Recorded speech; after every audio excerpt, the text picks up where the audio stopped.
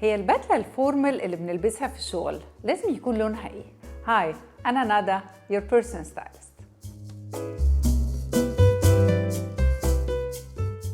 البدلة الفورمال بنقعد كتير قوي انه لو بيشتغل في شركات او في البنك بنبقى بنلبس البدلة طول الشهر، فكتير قوي بنفتكر انه البدلة الفورمال لازم تبقى سودا او كحلي او جراي غامق، شميز ابيض او باج، ولازم كده الدنيا تبقى غامقة قوي.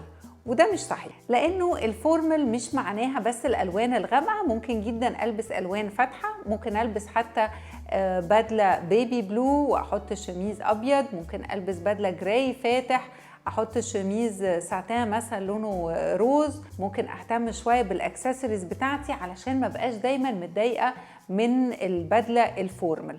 في حاجات كتير اقدر اخليها تخلي البدله شيك وفورمال، بس ما بقاش برضو متضايقه منها وحاسه ان انا لابسه اكنه بدله رجالي.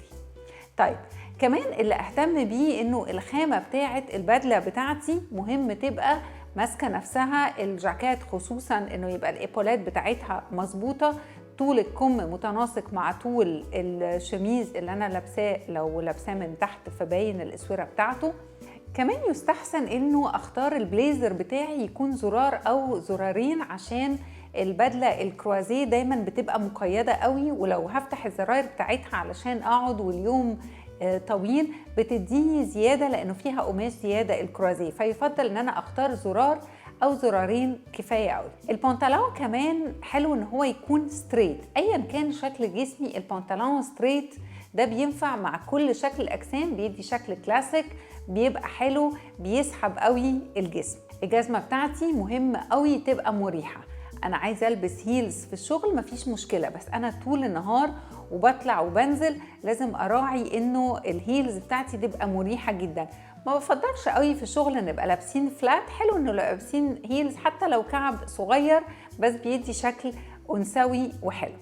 يبقى نهتم بالبدله بتاعتنا ايا كان اللون. ساعات كتير ممكن نلاقي زميله في الشغل، ايه البدله اللون اللي انتي لابساه؟ المفروض الفورمال يبقى غامق. ارد عليها واقول لها لا، انا عارفه الستايل بتاعي، حتى وانتي لابسه فورمال انتي عندك الستايل بتاعك. لو انتي بيليق عليكي الالوان الفاتحه، الروز، البيبي بلو، الباج، الجراي الغامق، حتى البدله البيضه كلها على بعض برضو فورمال. يبقى الفورمال هنا انا بتكلمش ان انا هبقى لابسه بدله فورمال ولابسه بلوزه مثلا فيها فولان، او ان هي مشجره بورد كتير، او ان هي فيها لمعه قوي، دي كده مش هتبقى اكيد فورمال، دي هتبقى للخروج. بس انا بتكلم على البدله اللي المواصفات بتاعتها بمقاساتها بالخامه بتاعتها بتجسيمه الجاكيت بتاعتها مظبوطه، طول البنطلون بتاعي يبقى مظبوط ايا كان اللون اللي انا لابساه. لو انا متعوده انه البس فاتح خصوصا في الصيف، حلو نلبس بدل فاتحه ونغير شويه.